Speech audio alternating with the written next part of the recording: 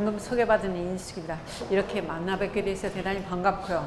사실 오후 2시 정도면 조금 어중간하잖아요. 오늘 오후 시간이. 그럼에도 진짜 여석이 없네요. 놀랍습니다.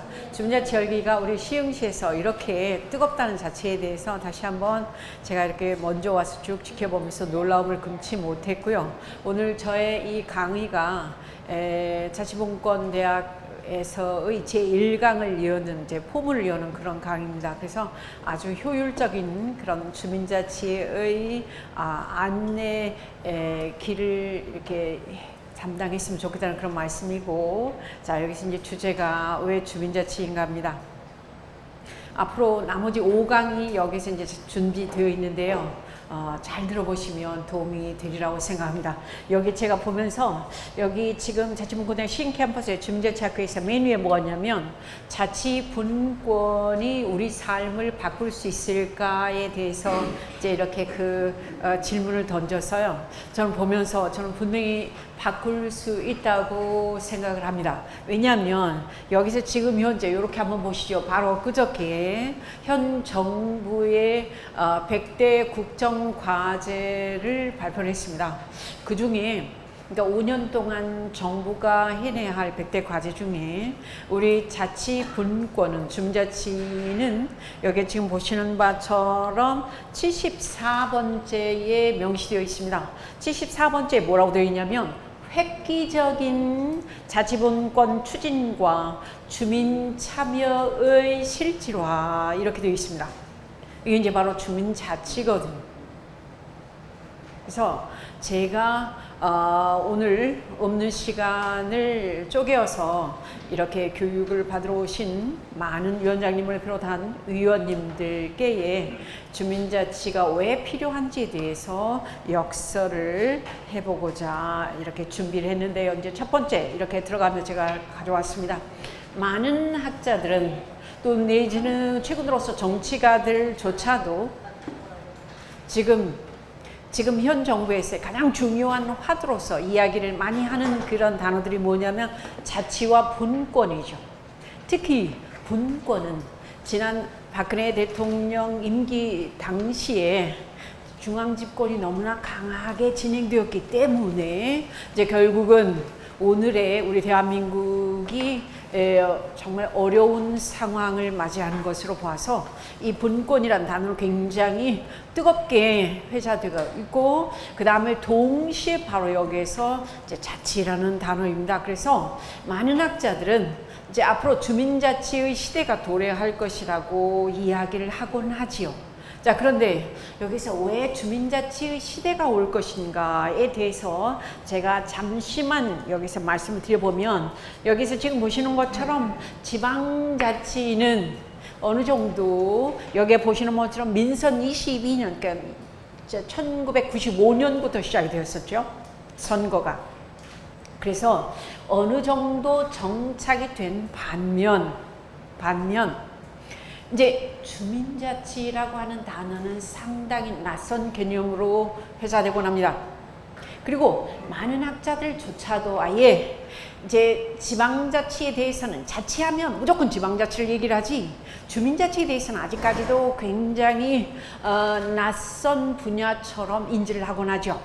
네, 그게 오늘의 현 실정입니다.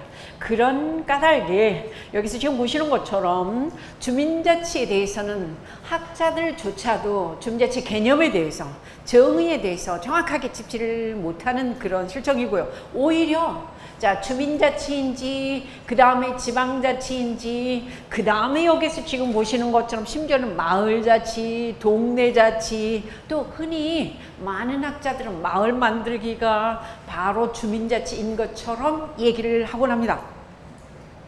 그래서 이 주민자치에 대해서 많은 학자들이 사실은 관심을 가지고 그 다음 많은 연구를 하고 그 다음 현장을 알아야 됨에도 불구하고 그러한 경향성이 상당히 자 지금 희박하다라고 자 지금 말씀을 드려도 될 것 같고요. 그런 까닭에 여기서 지금 보시는 것처럼 이제 주민자치의 본질과 현장에서 느끼는 주민자치와는 상당히 어떤 그런 격차를 우리가 느낄 수 있다. 이제 그런 생각을 할 수가 있겠고요. 특히 여기서 지금 보시는 것처럼 우리 대한민국이 지금 현재 자, 중앙의 힘은 다 아시는 것처럼 재정적인 면에서도 8대2의 사회, 그 다음 업무적인 면에서도 7대3의 사회라고 얘기를 합니다.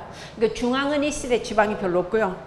그 다음에 재정적인 면에 있어서도 중앙이 압도적인 그런 권한을 가지고 있기 때문에 지방은 우리 대한민국 사회에서 조금 이제 뭐라 그럴까요? 힘을 발휘를 못하고 있다 이렇게 얘기를 하는데, 이제 그런 까닭에 여기에서 지금 보시는 것처럼 주민들이 이렇게 얘기를 하죠. 국민이 우리 대한민국 분명히 있습니다. 헌법 제1조 1항에도 이제 분명히 국민은 있어요. 근데 국민은 있는데 지역으로 들어갔을 때의 지역이나 지방민이나 아니면 지방의 지역민, 바꿔 말하면 주민이 별로 있지 않고 있습니다. 그러니까 실질적인 권한이나 혜택을 갖지를 못하고 있죠. 이 주민들이. 이제 그런 까닭에 여기에서 지금 보시면 자, 자치력이 필수다. 우리가 현재 지역에서 주민으로서의 어떤 인지도가 매우 낮거든요.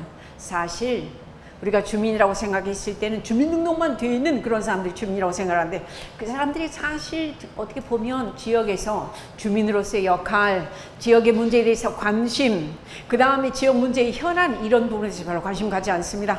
그냥 주민등록만 되어 있는 그런 사람들이 다수이기 때문이라고 이렇게 생각을 하는데요.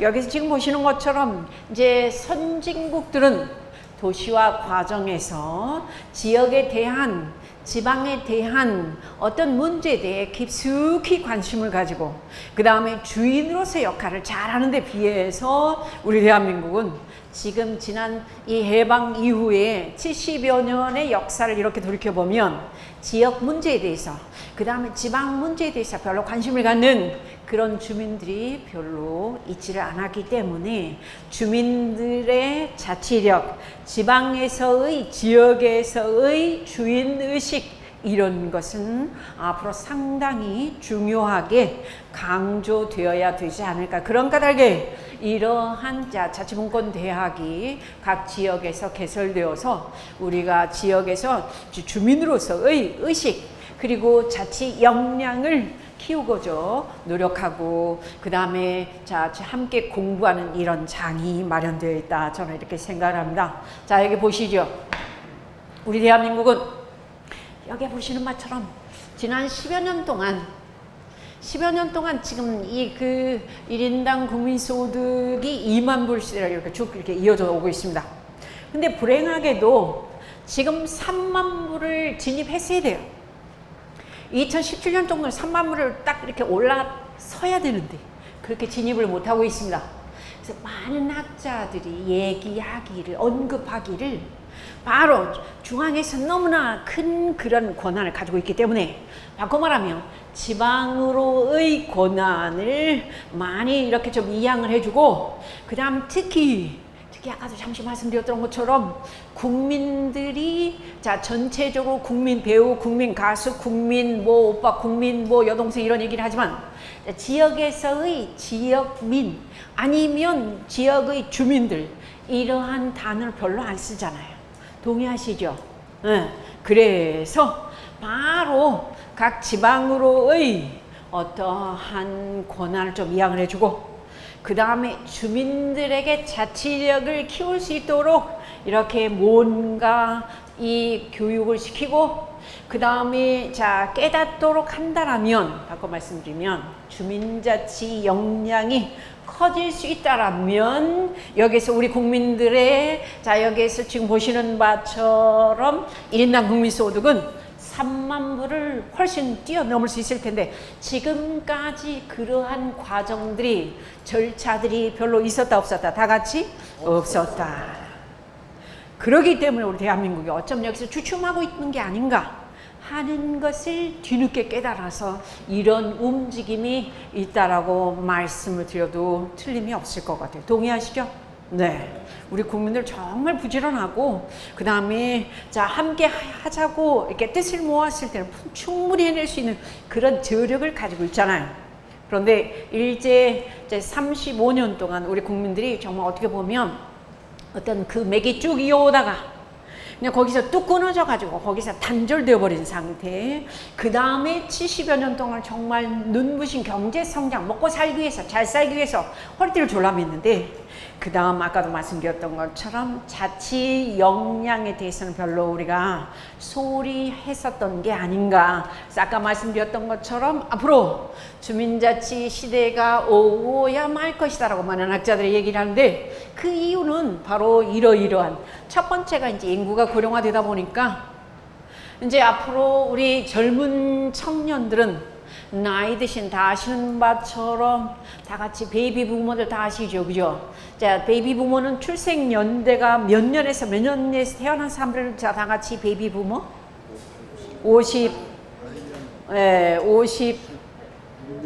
55년에서 63년까지.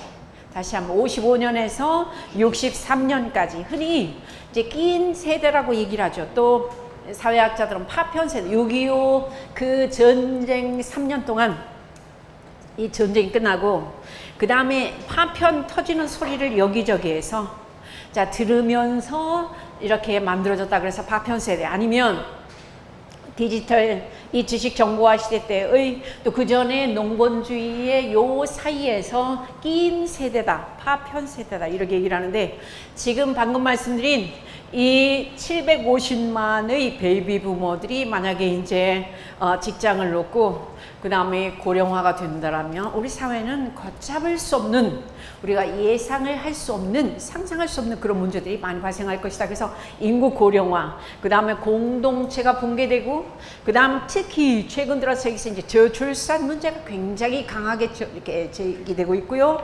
그 다음에 여기서 보신다면 이제 앞으로는 아까도 말씀드렸던 것처럼 중앙보다는 어디에 더 많은 힘을 다 같이 지방에 특히 현 정부에서 그걸 노력하고 있고요.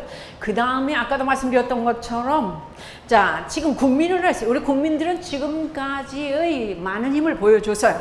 근데 그 국민보다는 이제는 어디에서 주민들이, 지역에서 지방민들이, 지역민들이, 주민들이 힘을 자 지금 거기에서 도모해서 지역의 문제에 대한 관심을 가지고 자 지역에서 힘을 발휘했을 때에 고 말씀드리면 이제 주민자치력이 향상되었을 때에 거기에서 우리 국민들은 지금 생각할 수 없는 그러한 힘을 여기서 발휘할 수 있고, 공동체 의식, 그 다음 자치 역량 모두가 하나 되었을 때 거기에서 자 우리가 자 국민소득 3만 불 시대로 점프가 가능할 것이다 라고 많은 학자들이 예견을 하고 있죠. 자 잠시만요. 왜 주민자치를 얘기를 한가? 주민자치는 원래 어디에서 맨 처음 어원을 가져올 수 있느냐면, 혹시 옛날에 고대 아테네 그리스 들어보셨습니까? 네. 아테네에서 거기에서 이제 뭐가 있었냐? 민회가 있었습니다. 이 아테네라고 하는 도시국가예요. 우리 뭐 정왕 1동, 정왕 2동, 정왕 본동 이렇듯이 이제 이런 정도의 인구보다 훨씬 더 작았어요. 약 한 10,000명 되었습니다.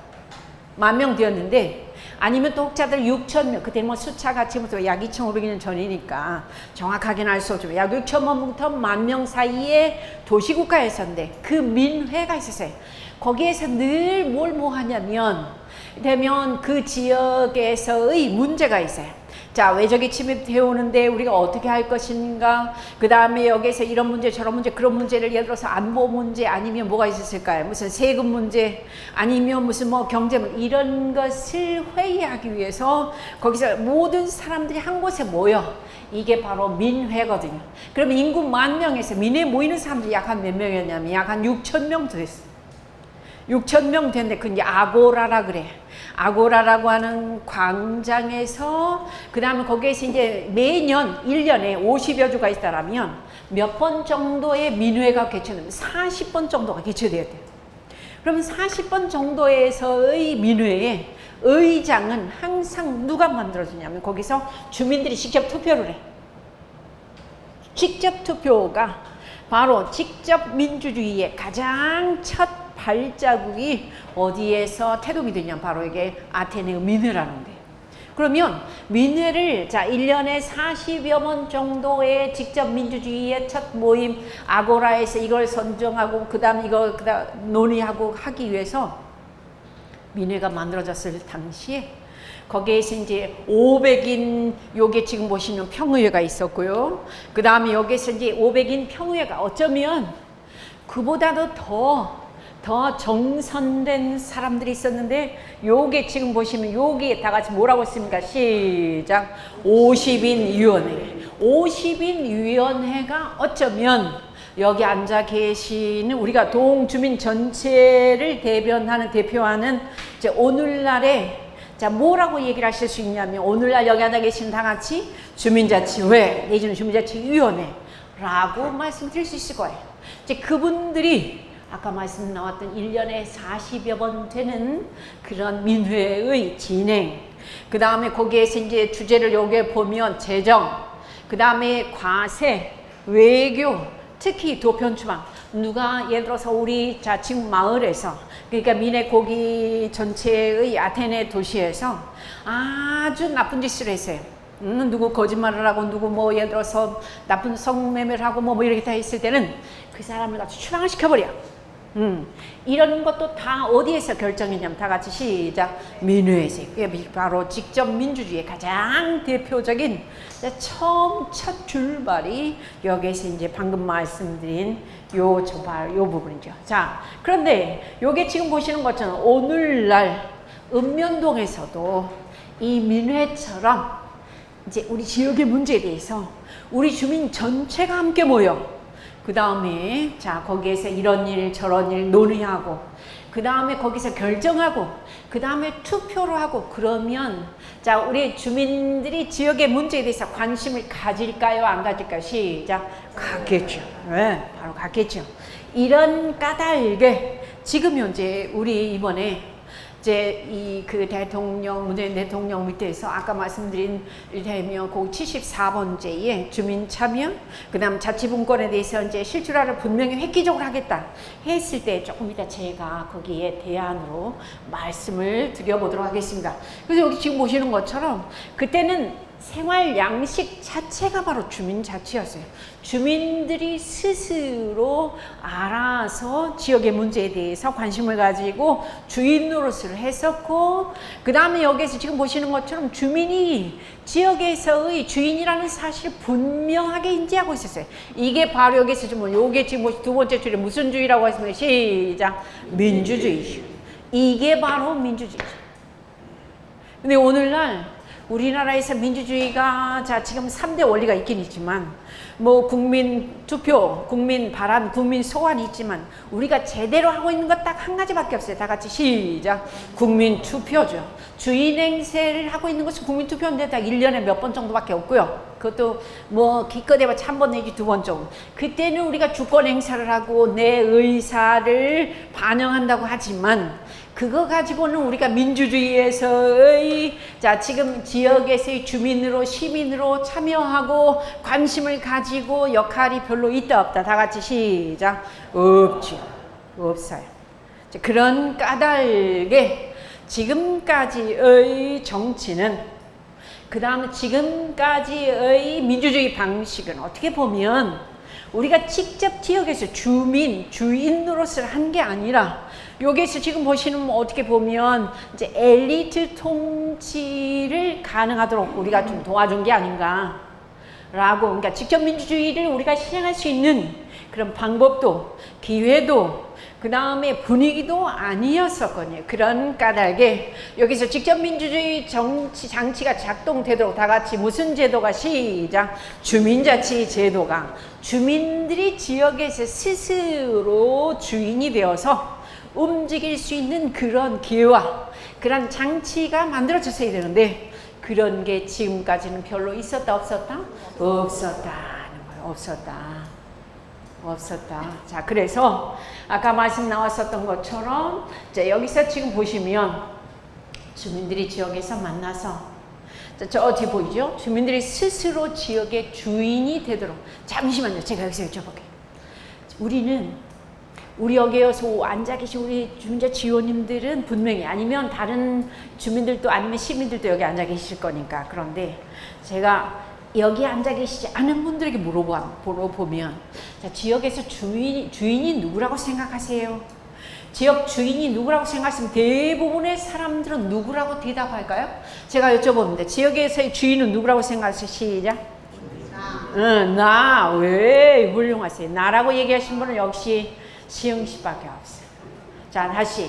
지역에서의 주인은 누구예요? 결국은 나 주민이잖아요. 주민. 그런데 여기에 오지 않으신 분들한테 지역의 주인은 누구라고 생각하냐면 대다수의 사람들은 누구라고 생각을 하냐면 동장님. 또 누구라고 생각할까요? 시장님. 또 시의원님. 또 아니면 국회의원님. 이라고 답변하는 게 굉장히 많죠. 근데 따지고 보면 아까도 말씀드렸던 것처럼 지역의 진짜 주인은 누구냐면 다 같이 시작. 나. 내가 그것도 그냥 주민등록만 되어 있는 주민이 아니라 여기서 주민으로서의 자치 역량을 가졌을 때 지역 문제에 대해서 지역 현안에 대해서 관심을 가졌을 때의 주민이 되는 거지. 주민등록만 딱 되어 있다고 그래서 그게 주민이라고는 할 수가 없죠. 근데 우리는 지금까지 주민이고자 노력한 적도 없고 그 다음에 주민으로서 어떻게 활동해야 되는 것도 잘 모르고 그 다음에 주민 정신 이것은 굉장히 먼 나라 이 얘기예요. 이게 이제 우리나라의 자 지금 아까도 말씀드렸던 지방민, 지역민 그 다음에 주민의 현주소라고 저는 말씀드릴 수 있을 것 같아요. 참 안타까운 현실입니다.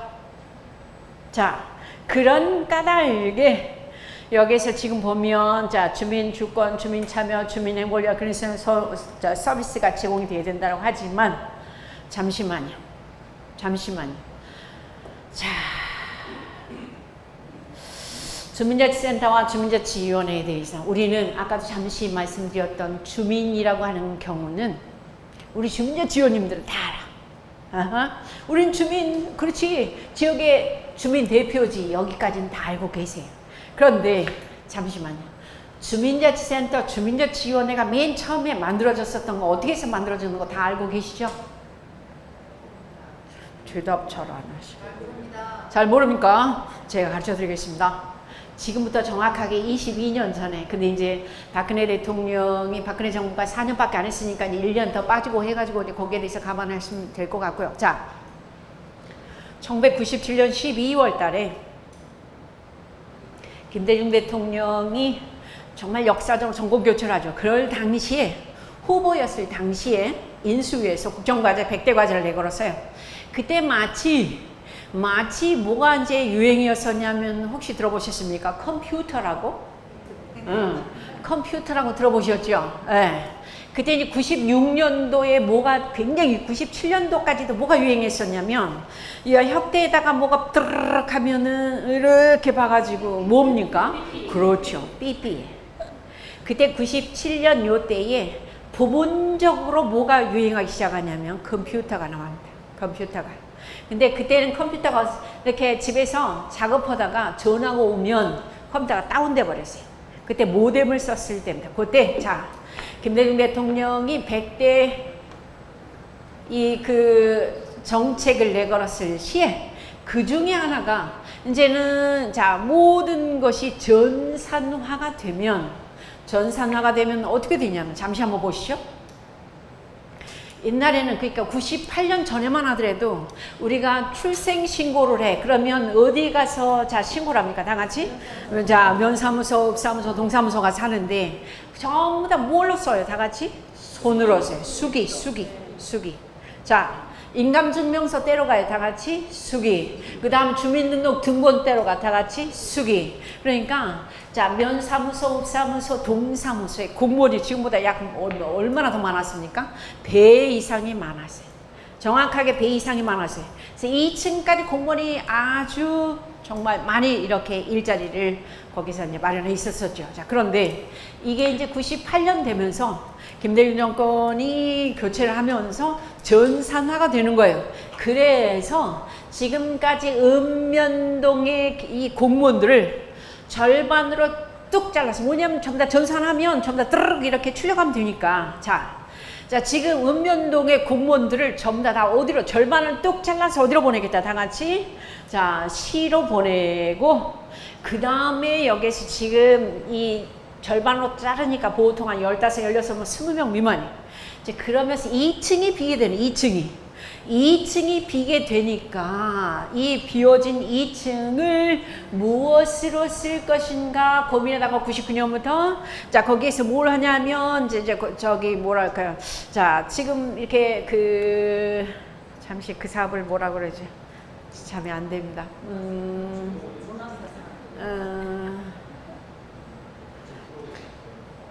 동민의 집으로 하고 문화의 집으로 하고 전국에서 다 해가지고 우리 시흥시도 했었을 것 같은데 그걸 무슨 사업이라 그러죠?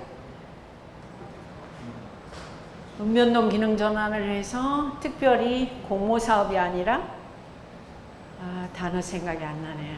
참 이럴 되게 안타까운 것 같아요. 특별히 전국적으로 이렇게 한 몇십 개를 지금 이제 주민자치회 시범사업 행잡하는 것처럼 하는 거를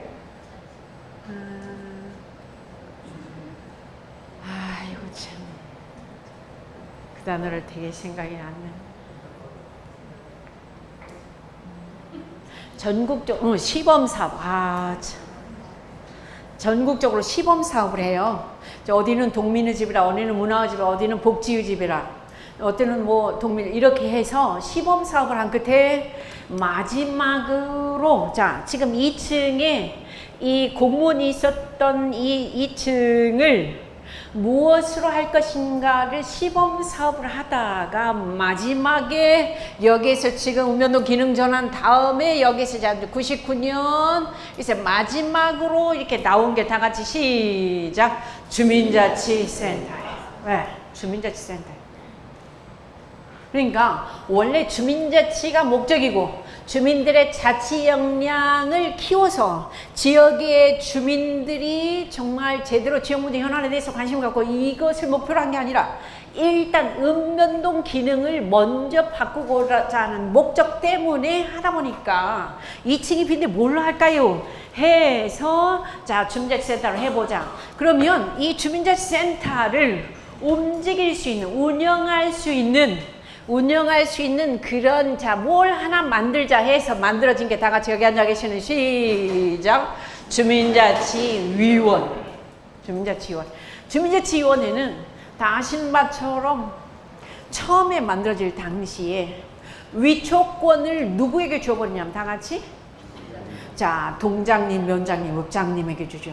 그리고 처음에는 다들 행자부에서, 그때는 안행부에서 정신이 없으니까 그냥 전체 직능단체장님들 전부 다 이렇게 모시고 그 다음에 당연직으로 하다 보니 주민자치위원님들의 기본적인 어떤 마인드가 지역 주민을 대표해서 그 다음에 지역 주민들의 자치 역량, 이런 부분에 대한 관심이 있었다 없었다?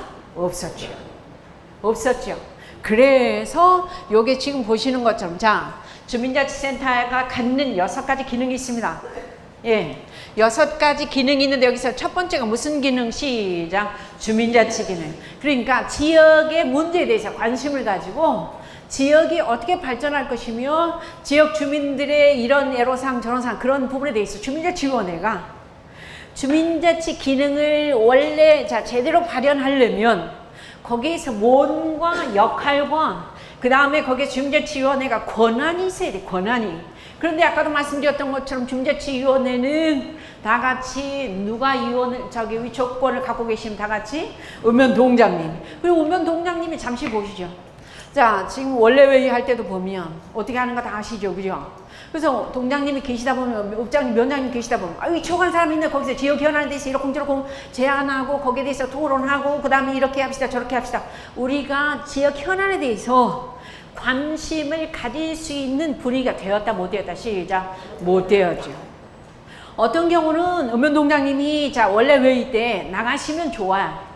시의 어떤 시정에 대해서 협조사항, 지시사항, 뭐 전달사항에 대해서 확인하시고 한 30분 하고 나가시면 되는데 끝까지 앉아 계셔버리면 우리가 중재 지원의 원래 회의에서 토론이 되더라 안 되더라. 시작. 안 되잖아요.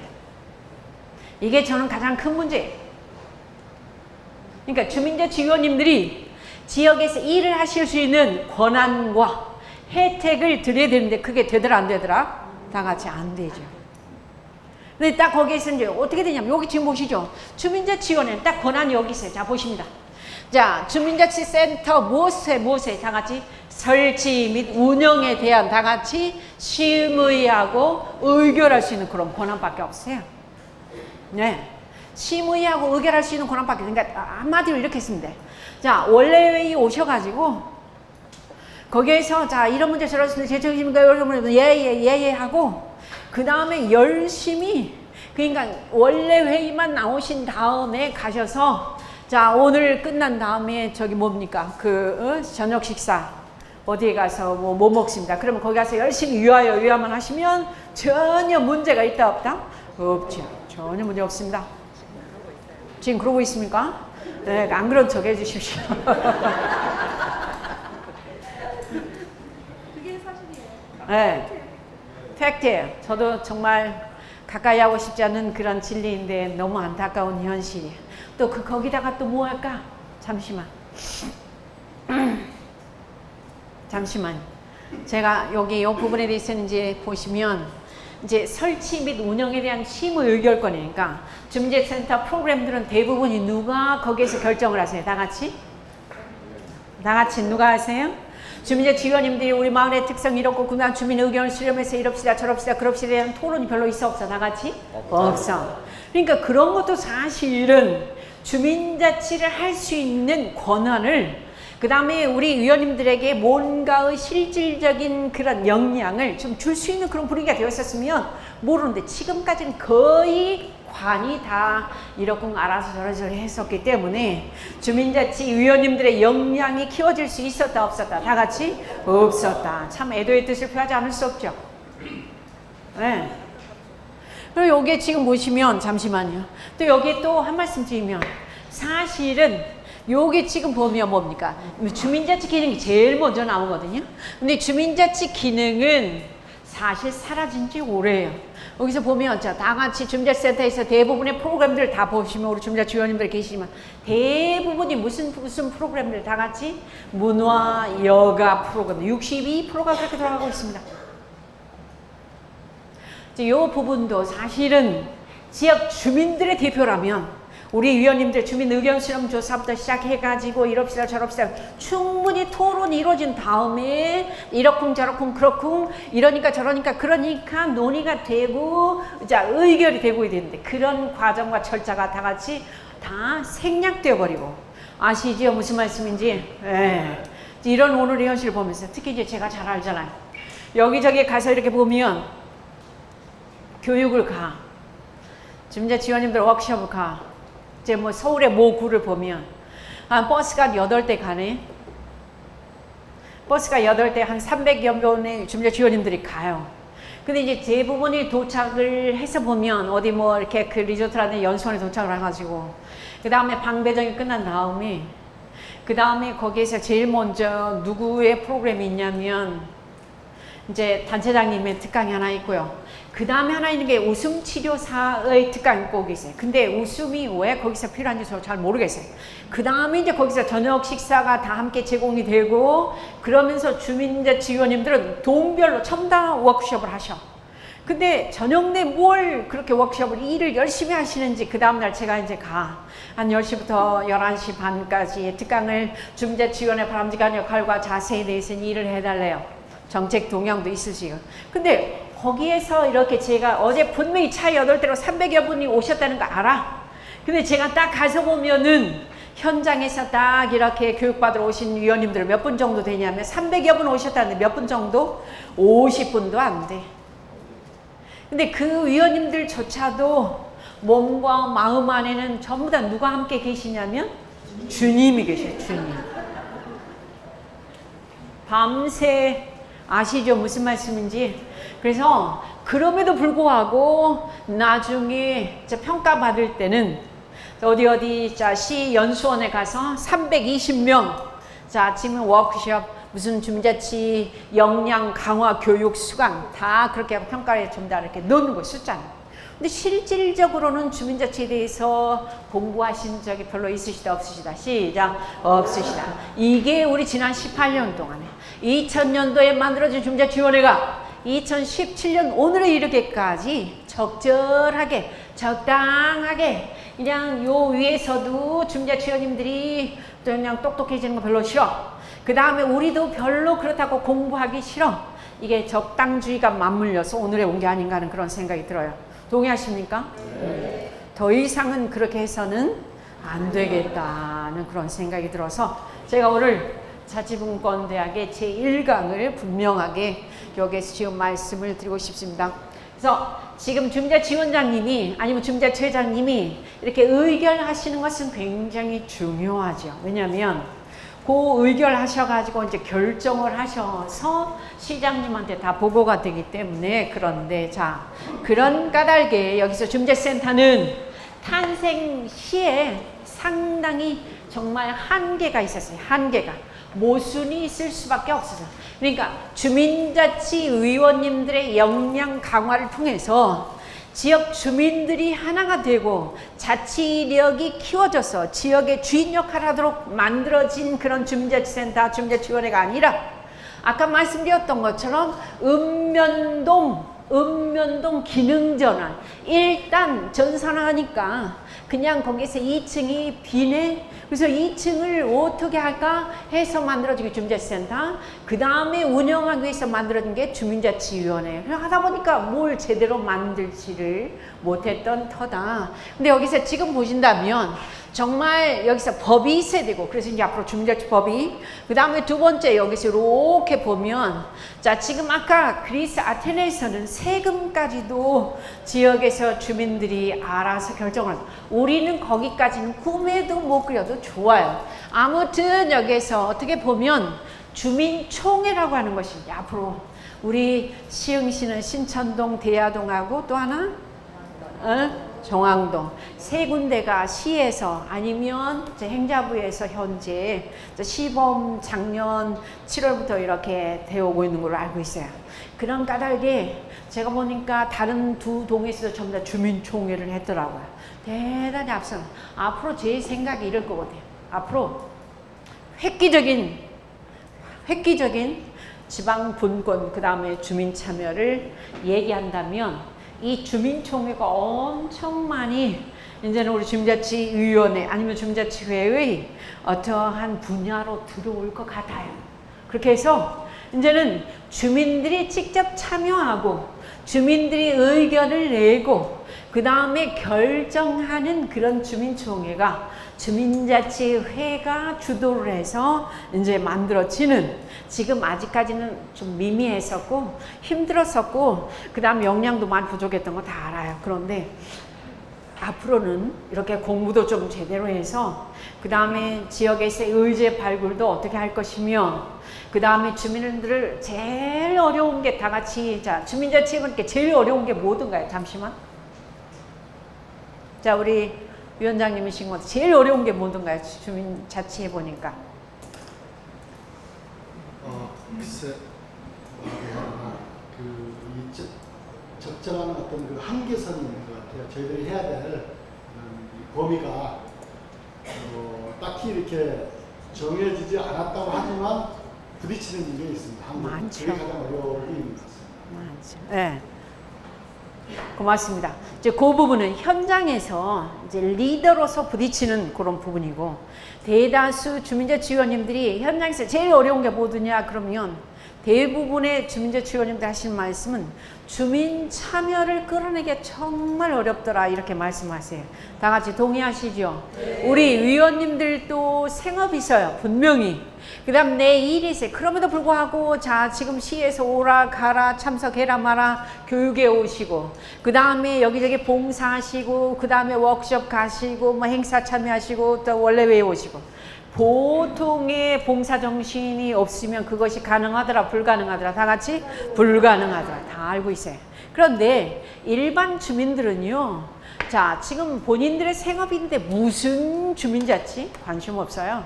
그런 까닭에 자 주민 참여를 끌어내고 그 다음 시간 없는데 다른 주민들도 끌어내고 또 나 또한 참여하기가 어렵고 그 다음에 주민자치 해보니까 또 어려운 게 뭐가 있더라고 그러냐면 다른 모든 위원님들끼리 다 같이 없는 시간까지는 내가 마련할 수 있어. 그런데 거기에서 원래 자 매월 가서 보면 뭘 내세요? 다 같이 돈 내자 회비 내잖아요. 그래서 돈이 있어야 되는데 언제쯤 이게 재정적인 자치가 되느냐고 자립할 수 있냐고 다 물으세요. 궁금해하세요. 그래서 서너 가지 것을 다 짚습니다. 주민자치가 어렵다는 얘기들. 그런데 방금 말씀드린 이 주민자치가 어려운 요 한계에 부딪힐 수밖에 없는 요것을 극복하기 위해서는 어쩌면 우리가 지역에서 주인이 돼서 우리가 뭔가를 의논하고 토론하고 그 다음에 거기에서 결정을 했을 때 그게 정책에 반영이 된다라면 좋을 것 같아요? 나쁠 것 같아요? 다 같이? 좋을 것 같아요. 왜? 이게 저는 이제 주민총회의 정말 제대로 된 모습이 되어야 된다고 생각하는데 아직까지는 주민총회가 거기까지는 나가지는 못했다. 그래서 아마 우리 저기 뭐라 할까요? 우리 동장님들이 볼 때는 그게 어려울 수밖에 없어요. 말도 안 돼 라고 하실 수 있을지 모르나 말이 안 되는 것을 자 처음부터 되게 하는 방법은 별로 없죠. 그러나 말이 안 되지만 말이 되도록 거기에서 과정과 절차를 통해서 진행을 제대로 한다면 언젠가는 성공이 분명 있을 수 있다. 저는 이렇게 보고요. 그래서 이렇게 보면 자 지금 보면 주민총회 없는 주민자치위원회는 사실 이제 앞으로 조금 어려워질 거다. 저 분명히 말씀드릴 수 있을 것 같고 이제 지금까지는 정말 어떻게 보면 무늬만 주민자치였지. 아까 주민자치위원회가 할 수 있는 그런 권한이나 실질적인 혜택이 별로 주어지지 않았어요. 그래서 그런 것들이 제대로 주어진다면 그 다음에 이제 그렇게 주어질 수 있도록 우리 위원님들이 거기에서 새롭게 눈을 뜨고 그 다음 거기서 역량을 키우고 그렇게 해야 될 거라 그런 생각을 해야 될 것 같고요. 여기서 지금 보시면 여기서 자 주민자치위원회는 오늘에 보면 너무나 한계가 지금 여기에 지금 이렇게 3가지 이상으로 많이 있을 수 있다. 그래서 여기서 지금 보시는 것처럼 쭉쭉쭉쭉 읽어보시면 될 것 같고요. 네. 그래서 주민자치센터의 기능이 6가지인데 이 6가지 중에서 보면 지금 보시는 첫 번째 주민자치 기능이 제일 중요하거든요. 근데 그것은 거의 없어. 거의 무늬만 주민자치센터예요. 그리고 일반 주민들은 다 같이 자 주민센터인지 주민자치센터인지 다 같이 관심 있다 없다 시작 없어요. 예. 일반 동주민들에게 여쭤보면 우리 시흥시 11개 동주민들도 다 몰라요. 관심 없어요. 주민자치센터가 2층인지 1층인지 그 다음에 다들 동사무소라 그러고요. 자 이런 실정에서 보면 자 여기서 지금 보십니다. 잠시만 2017년 5월 현재 전국에 3,502개의 읍면동이 있어요. 근데 그 중에서 저쪽에 지금 경상북도 같은 경우는 24%만이 주민자치위원회가 있어요. 주민자치센터가 있어요. 그 소리는 또 전라남도도 57%밖에 주민자치센터가 주민자치위원회가 있어요. 그 정도밖에 없어요. 절반 정도. 그 소리는 절반 정도가 아니면 경상북도 같은 경우는 4분의 3이 읍면동에 주민자치센터 주민자치위원회가 없어요. 그 소리는 윗사람들은 자 지금 주민들이 지역에서의 지방민들이 똑똑해지는 것을 바란다 안 바란다 다 같이 안 바란다 라고 우리가 추정할 수밖에 없을 것 같아요. 근데 바로 자치분권대학을 통해서 우리가 지역에서 주인으로서의 눈을 제대로 뜨고 그 다음에 우리가 역량을 키워서 주인 노릇을 하자. 이유 있습니까? 없죠. 바로 이거예요. 저는. 그래서 주민자치가 필요하다. 네. 지역에서 우리가 다른 것 다 필요 없어. 지역에서의 주인으로서의 역할, 요것만이라도 우리가 제대로 했을 때에 자, 주민자치위원님들의 역량이 커질 것이다. 이런 말씀을 해보고요. 방금 말씀드렸던 것처럼 요게 이제 보면 방금 지금까지 주민자치센터의 역할에 대해서 저기다 다 적어놨습니다. 사실 지금 현재의 주민자치센터는 사실 평생교육기관이죠. 요쪽에 복지관에서도 하는 거 다 하고요. 그 다음에 청소년 센터에서 하는 거 우리가 다 하고 있고요. 심지어 요즘은 교회 성당에서 하고 있는 것도 우리가 다 하고 있어요. 그러니까 차별화가 안 되는 거예요. 정말 우리는 주민자치센터라면 주민자치 기능이 제일 먼저 일어나야 되거든요. 지역에서의 주민자치를 어떻게 할 것인가에 대해서 주민들이 모여서 토론하고 논의하고 그 다음에 거기에서의 결정을 정책에 건의하고 이러한 절차와 과정이 있어야 되는데 그런 거는 이미 사라진 지 오래입니다. 거의 성년이 되는 18년이 돼도 자 이런 상태니까 여기서 지금 보시는 것처럼 이렇게 맨 밑에 보시는 것처럼 우리 주민자치위원회는 그래서 많은 학자들이 이렇게 얘기를 하죠. 우리는 자치를 하고 있는 게 아니라 주민자치가 아니라 주민관치를 하고 있다라고 얘기도 합니다. 근데 그게 충분히 이해가 되시죠? 그죠? 네. 정말 안타까운 현실이고요. 여기서 지금 보시는 것처럼 저렇게 다 넘어갑니다. 그래서 주민자치위원회라고 말은 그러지만 주민이 없어요. 주민이 여기에 지금 보시는 것처럼 주민이 없고 그 다음에 여기에 지금 보시는 것처럼 그렇다면 여기죠. 주민도 없고 그러면 자치하고 있느냐 했을 때 역시 자치도 잘 안 돼. 제일 어려운 게 자치죠. 정말 자치는 어렵다고 생각합니다. 그러나 우리가 어렵다고 그냥 여기서 포기할 것은 아니라고 보고요.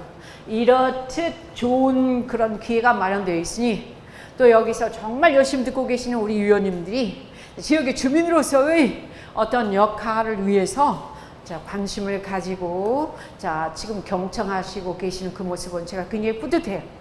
역시 시흥시다. 시흥시는 잘 해내실 수 있을 것 같아요. 동의하시죠? 지금 열기가 거짓말 않고 제가 조금만 더 하면 에어컨 때문에 지금 화상 입을 것 같아요. 정말 대단하세요. 역시 시흥시. 정말 놀라워요. 자, 그 다음에 여기서 지금 보면 지금 다른 데 가서 보면 우리 경기도도 31개 저기 시군구가 있지만 그 중에서 대부분 가서 보면 그냥 위원회만 있어요. 친목만 해, 친목만. 근데 벤치마킹은 왜 그리 자주 가신대요? 벤치마킹은 엄청 많이 가시면서 그냥 거기서 친목만 하셔. 그쵸? 대답 안 하시네. 그쵸? 이제는 벤치마킹도 중요해. 왜냐하면 남들이 어떻게 하는가를 봐야 우리를 이렇게 비교할 수 있는 그런 기준이 생기고 대상이 생기니까. 근데 더 중요한 것은 우리 스스로의 역량을 조금 더 높이려고 하는 그런 의지와 그 다음 관심이 더 중요하다고 생각을 해요. 동의하십니까? 좋고요. 그래서 지금 보시면 지금 주민자치 현주소는 보시는 것처럼 상당히 안타까운 상태로만 지난 18년을 허송하고야 말하다. 다 아시는 바처럼 행자부에서 처음에는 안행부에서 31개 읍면동에 대해서 주민자치회 지방행정 체제 개편에 관한 특별법 2010년 10월 1일 개편해서 자 어느 정도는 해보려고 노력을 하긴 하는데 그렇게 그다지 변화가 우리 피부에 감지가 되더라 안 되더라? 안 되더라. 그래서 그 부분도 아마 지금 현 정부에서는 상당히 새롭게 뭔가 바꿔지지 않을까 나름 기대를 하셔도 될 것 같은데 자 결론적으로 읍면동 공간에서 지금까지의 주민자치는 없었다 이렇게 말씀을 드려도 될 것 같고요. 사실 이렇게 생각합니다. 잠시만요. 여기서 이제 드디어 여기 보면 주민자치센터라고 하는 것이 뭐냐면 우리가 각 동에 주민자치센터, 주민센터는 다 알아. 근데 2층의 주민자치센터는 상당히 소중한 공간이거든요. 근데 모든 민원을 주민센터 1층에서만 보고 2층은 안 올라와. 2층은 동장님 계셔서 안 올라온지 모르지만 일단 2층의 주민자치센터에서의 역할 주민자치센터에 거기서 주인이 누구냐면 다 같이 여기 앉아 계시는 시작 주민자치 위원님들이세요. 그러면 이 위원님들이 사실은 여기 지금 보시는 것처럼 개인자치는 우리 국민들이 정말 잘하고 있어요. 잠시만. 자, 우리 지난 70년 이렇게 돌아보면 개인들은 정말이지 성공을 위해서 출세를 위해서 허리띠 졸라매면서 정말 열심히 살았다 아니면 게을렀다 다 같이 열심히 정말 열심히 살았죠. 정말 열심히 살았습니다. 그래서 개인자치 점수는 여기에 드리는 것처럼 몇 점을 주냐면 다 같이 80점 심지어 90점 줘요. 누구는 100점 줍니다. 우리나라 사람들처럼 이렇게 부지런한 국민은 없거든요. 정말 없어요. 잠시만 제가 옆으로 빠질게요. 제가 아까 우리 주무관님이 소개할 때 제가 독일에서 유학했다 그랬잖아요. 그죠? 독일에서 12년 유학을 했어요. 공부를 못 해가지고. 그런데, 한데, 거기에서 이렇게 그 사람들이 살아가는 모습을 이렇게 보면, 무엇을 알 수 있냐면, 그 사람들은 개인보다는 그냥 나를 위해서 살아, 나를 위해서. 그래서 원칙을 굉장히 강조하고요. 그런 까닭에 어떤 경우가 있냐면, 잠시만. 전화, 이사를 간다 그러면 전화, 우리가 그럼 KT에 전화하고 그러면 바로 와서 이렇게 옮겨주고, 이렇게 바꿔주고 하는 게 그냥 5분, 4분 내에 전화 통화 가능하도록 하잖아요. 근데 독일은 며칠이 걸릴까요? 한 달 걸려요, 한 달. 다시 한번 얼마? 한 달. 그 다음에 제9자에서 농협에서 국민은행으로 돈 10만 원을 이체를 해봐요. 그러면 우리나라는 몇 분 후에 찾아요? 몇 초 후에 찾잖아요. 근데 그쪽에서는 오늘 제가 자동 이체를 하면 모레 찾아. 엄청 속도가 느려요. 우리는 광 케이블을 다 깔아가지고 엄청 빠르잖아요. 우리는 정말 신속하게 그 다음에 이 번개불에 콩도 못 까먹을 수 있는 그러한 역동성을 우리 대한민국 국민이 가지고 있어요. 근데 그게 전부 다 어디에 멈춰버리냐면 개인에 멈춰버려요. 개인. 한 사람에 멈춰버려요. 그리고 집으로 멈춰버려요. 그러니까 뭐 얘기냐면 아파트 안에서만 집 안에서만 방 안에서만 자치가 잘 때 나의 출세와 나의 성공을 위해서 내가 보다 더 나은 내일을 위해서는 전부 다 정말 허리띠를 졸라매죠. 개인 자치는 100점을 주는데 비해서 그 사람들이 마을로 동네로 지역으로 나온다 안 나온다 시작 안 나오지. 그러니까 더 똑똑한 사람 더 많이 배운 사람 더 많이 가진 사람들일수록 동네로 지역으로 전혀 안 나오고 꼭꼭 숨어 심지어는 해외로 갑니다. 이게 오늘의 우리 대한민국이에요. 자, 이래서는 되겠다 안 되겠다 다 같이 안 되겠다. 자, 어디로 나오자 다 같이 마을로 나오자 동네로 나오자 지역으로 나오자. 지역으로 나왔을 때에 거기서 개인이 뭘로 되냐면 다 같이 그 다음 페이지에 나와요. 요게 지금 보시면 여기서 이제 주민으로 여기서 혼자가 마을로 나왔을 때 개인이 다 같이 무엇으로 시작 주민으로 해요. 주민. 그냥 주민등록만 되어 있다가 아니라 그 다음 내가 보다 더 중요한 것은 지역의 문제에 대해서 가장 중요한 지역의 문제에 대해서 지역의 현안에 대해서 내가 주인 노릇을 할 수 있어야 돼요. 주민자치위원회 원래만 간다고 그래서 주민이 아닙니다. 내가 지역에 대해서 관심을 가지고 그 다음에 소속감을 가지고 그 다음에 거기에서 여러 사람들과 지역 현안에 대해서 의논하고 그 다음에 논의하고 그 다음에 거기에서 자칭 결정하고 이러한 주인 노릇을 할 수 있을 때에 우리는 주민자치위원님들의 중요한 역할이라고 하죠. 근데 대다수는 아까 우리 위원님들 말씀하셨던 것처럼 전부 다 한 달에 한 번씩 뭐만 오신다고? 원래만 오셔가지고 그냥 식사만 열심히. 이거는 아니라고 봐요. 동의하시죠? 네, 넘어가서 자, 결국 여기 개인에서 안 하십니까? 여기서 개인에서 결국 이웃집 사람들도 동네 사람들도 다 개인에 머물러 버리고 있어요. 그걸 갖다 주민자치센터를 통해서 그분들이 서로 소통하고 그 다음에 인사하고 지역의 주민으로 주인으로 자리매김을 할 수 있도록 우리 주민자 주연님들이 멍석도 깔아주고, 그 다음에 사업도 벌리고, 그 다음에 보면 거기에서 강좌도 열어보고 하는 일들을 우리 주민자 주연님들이 고민하시면서 하시려고 하는 의지가 있을 때 우리는 거기서 주민자 주 역량이 키워진다라고 말씀드리고 싶어요. 근데 대다수 주민자 주연님들은 별로 거기에 관심이 없으시더라라는 말씀을 드리고, 잠시 자 보시면 따라하세요. 라디오에서 굿모닝이 나와요. 그랬더니 거기에서 이제 할아버지가 굿모닝이 뭐야? 그랬더니 거기에서 손자야, 할아버지가 여쭙니다. 손자야, 굿모닝이란 단어 뜻이 뭐냐? 그러니까 거기서 손자가 아버지, 할아버지, 그 굿모닝은 아침 인사인데 좋은 얘기예요. 그래서 그래? 그럼 내가 집에 가서 오랜만에 할머니한테 한번 써먹어봐야 되겠다. 그래가지고 여기서 이제 할아버지가 집에 가셨습니다. 할멈 하고 이제 불렀어요. 그랬더니 할머니께서 왜 그러시우? 그러니까 거기에서 굿모닝 했습니다. 그랬더니 할머니께서 굿모닝? 근데 할머니가 답이 뭐라고 나올 것 같아요? 안 굶어서. 그렇지, 안 굶어서 아주 좋아요.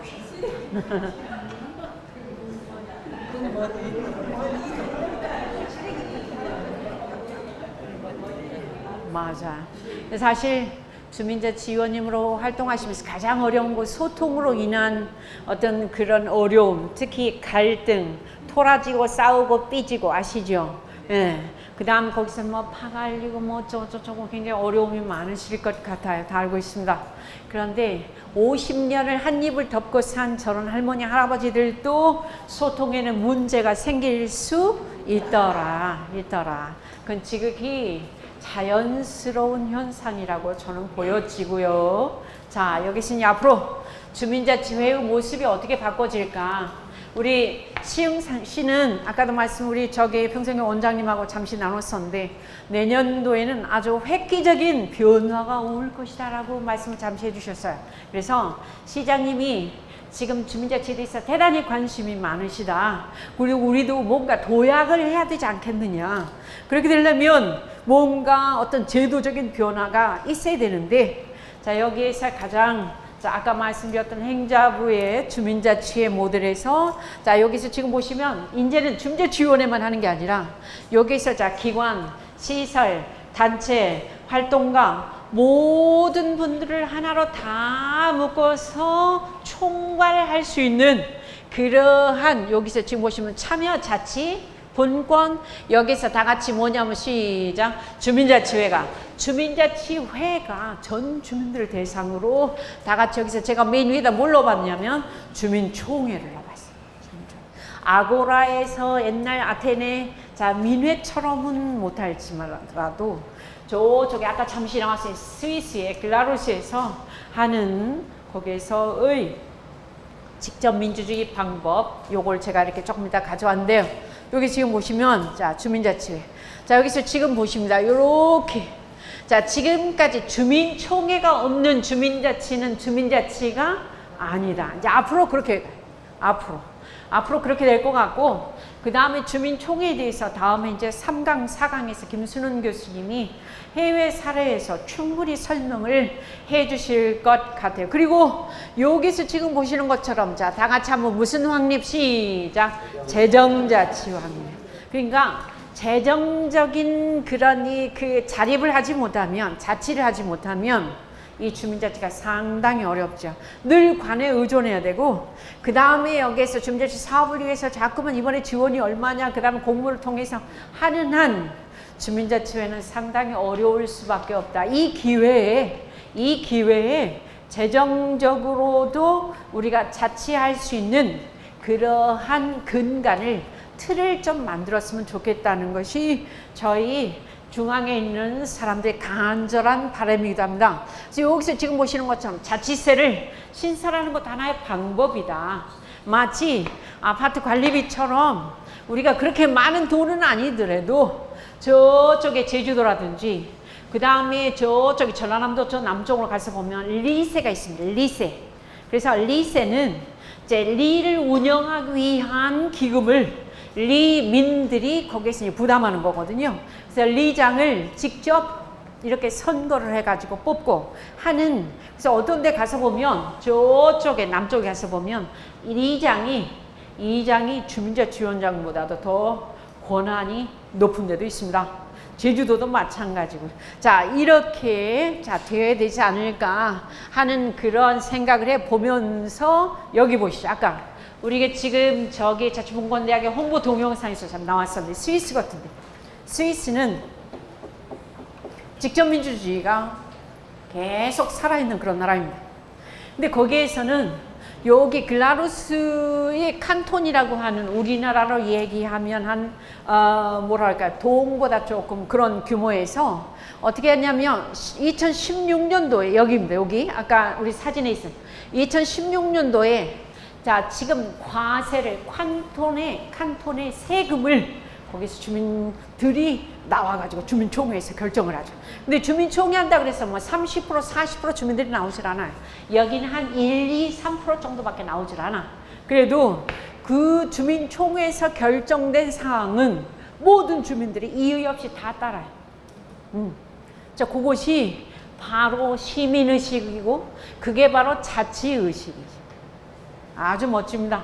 이제 어쩌면 지역에서 주인으로 관심을 가지고 아까 말씀드렸던 주민총회에서 이런 정도는 조금 해줘야 되지 않겠는가 하는 그런 생각이 들고, 여기 두 번째 보시죠. 세법의 변화, 빈민구제에 관한 법률 변화, 그 다음에 여기서 방과 후 교실 확대, 그 다음에 주민총회 권한의 처리 전환, 그 다음에 자연보호구역 내 통행의 허가권, 이런 것들을 관이 절대 하지 않아요.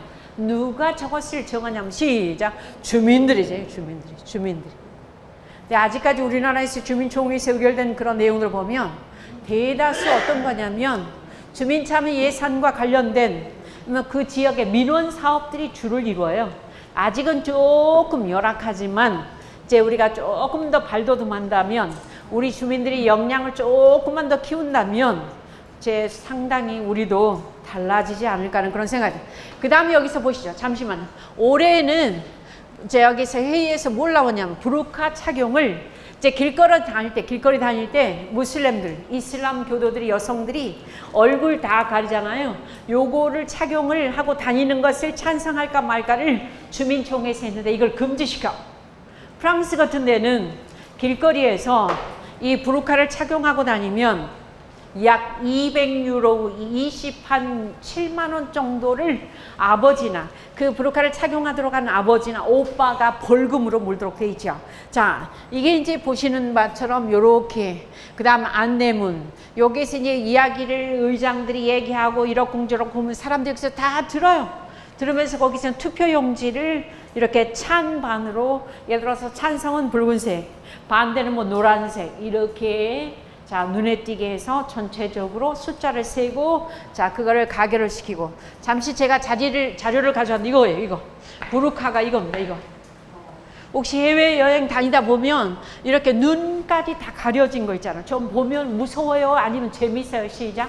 무서워요. 저런 의복 복장을 하고 여성들이 길거리 다니는 거를 아까 말씀 나온 이 칸톤 글라루스에서는 거기에서 이제 반대, 저걸 입고 다니지 마라 라고 얘기를 스위스에서 이렇게 한 거죠. 요런 복장을 입고 공항에 서 있는 무슬림들 참 많거든요. 자, 넘어갑니다. 자, 잠시 우리나라에서도 여기에 지금 보시는 것처럼 서울에서는 박원순 시장이 주민 대신에 마을이라는 단어를 많이 쓰고 있습니다. 그래서 마을총회라거든요. 마을총회를 지난 6월, 7월 달에 여기서 지금 보시는 것처럼 자 지금 13개 자치구 35개 동에서 마을총회를 했어요. 근데 이제 제가 거기에 나온 이 의제들을 봤거든요. 근데 대다수의 의제들이 여기에 지금 보시는 것처럼 요 일정이 다 나와 있습니다. 이렇게 되는데 대다수 의제들을 보면 아직까지는 주민참여 예산을 이렇게 분배하기 위한 어떤 민원 사업 정도밖에 되진 않은 것 같아요. 근데 글라루스 정도의 의제들이 좀 나왔으면 좋겠다는 그런 생각과 더불어서 잠시만요. 최근에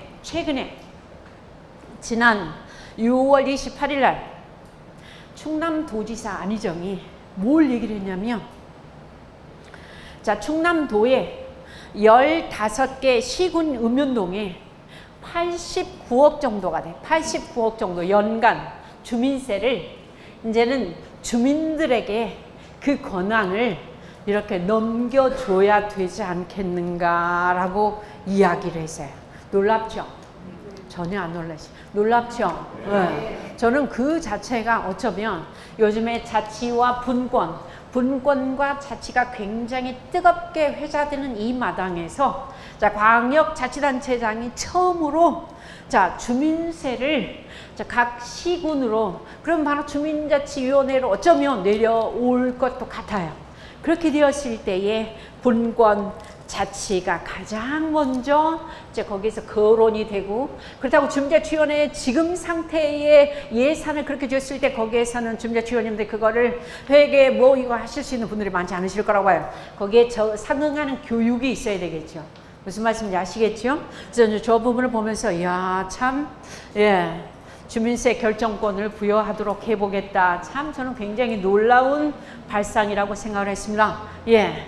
그래서 여기서 지금 보시면 이제 지금까지 국가는 정말 주인이 있었어요. 국민이었는데 지방의 주인은 지방민이 바꿔 말하면 지방의 주민이 별로 있더라 없더라. 시작. 없더라. 그래서 자 어떻게 보면 주민 참여라고 하는 것은 민주주의의 가장 핵심 가치이고 그 다음에 거기에서 자 자치라고 하는 주민 자치라고 하는 것은 이 생활 양식에서 가장 소중한 기본일 텐데 여기서 지금 마을 자치에 박차를 가하고 그 다음에 대한민국이 국민소득 이제 3만 불로 도약할 수 있는 가장 기본이 되기 위해서는 주민자치가 거기에서 이제 실질화 되었을 때 그게 저는 가능하다라고 이렇게 말씀을 드리고 싶어요. 그래서 여기서 지금 보시는 것처럼 자 대야동 정왕 1동에서 현재 작년 7월 달에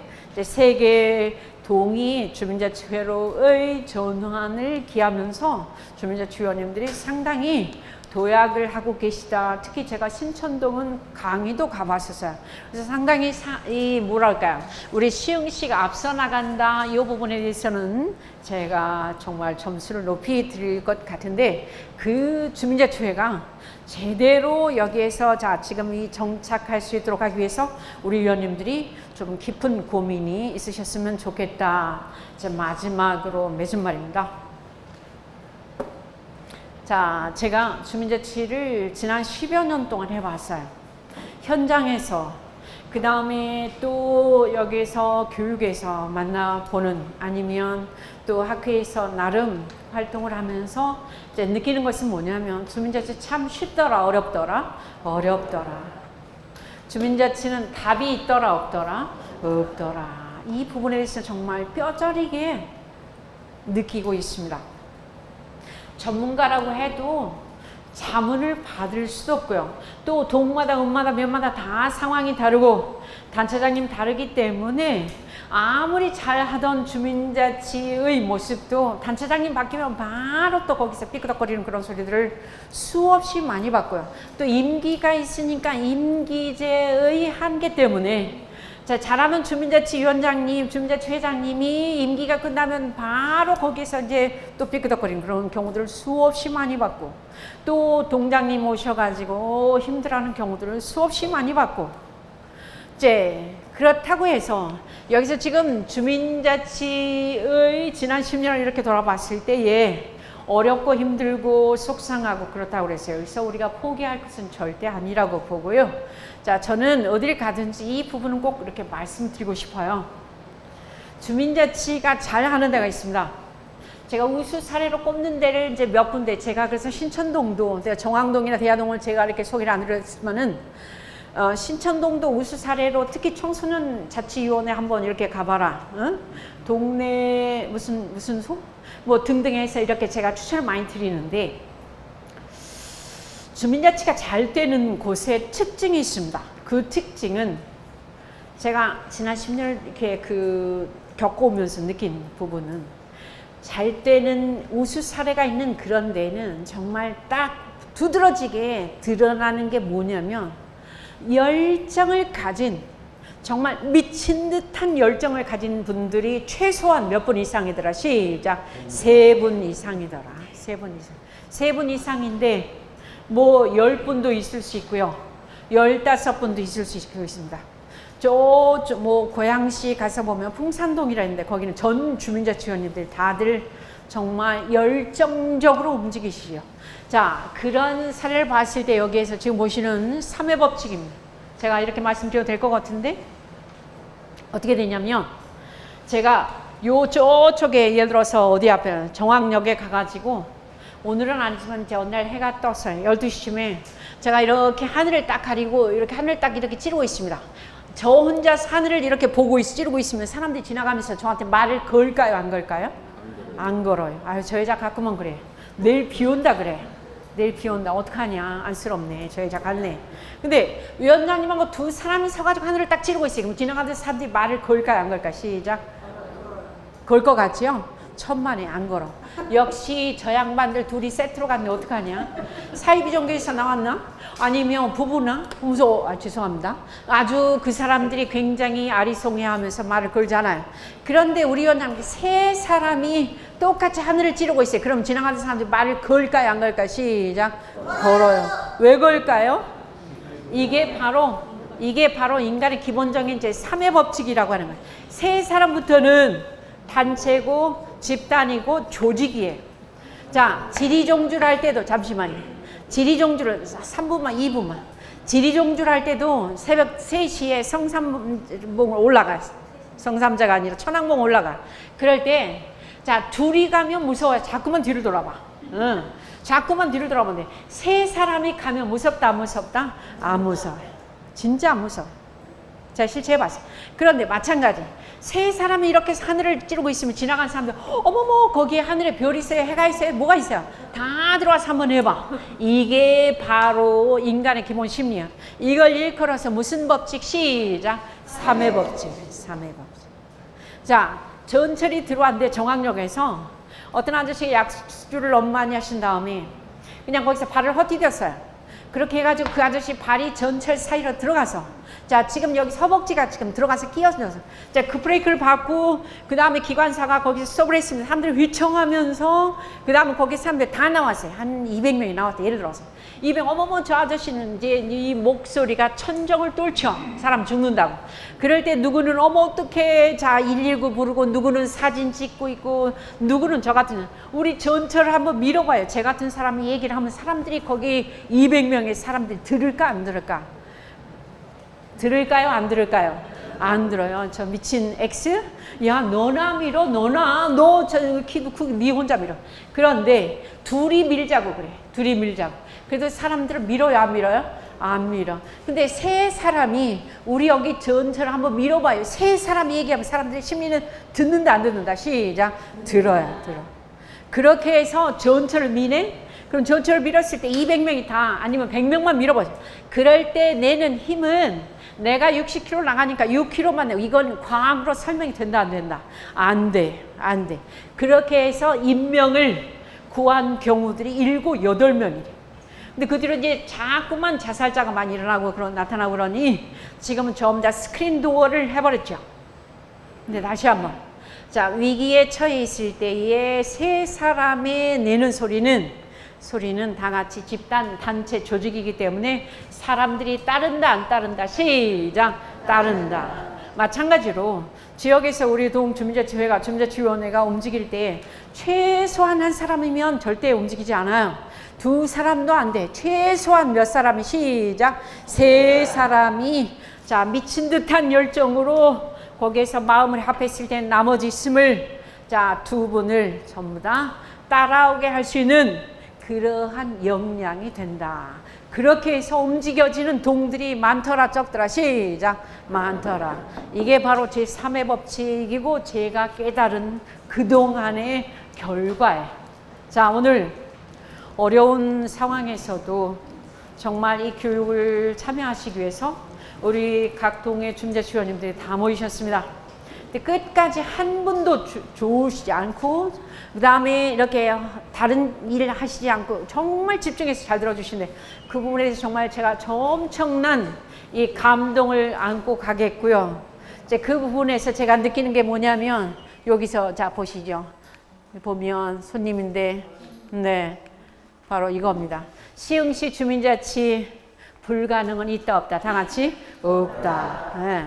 최소한 각통해서 몇 분만 움직여준다면, 시작, 3사람만 움직여준다면 그 중에 나 하나가 들어갈 준비와 자신이 되어 있다면 오늘 교육은 굉장히 성공적인 거고, 그렇지 않으면 저는 오늘 뭐 땅으로 솟든가 그 다음에 하늘로 꺼지든가 둘 중에, 네. 제가 일부러 그렇게 거꾸로 얘기를 했어요. 자, 준비되셨습니까? 네. 다시 한번. 준비되셨습니까? 네. 네. 정말 감사합니다.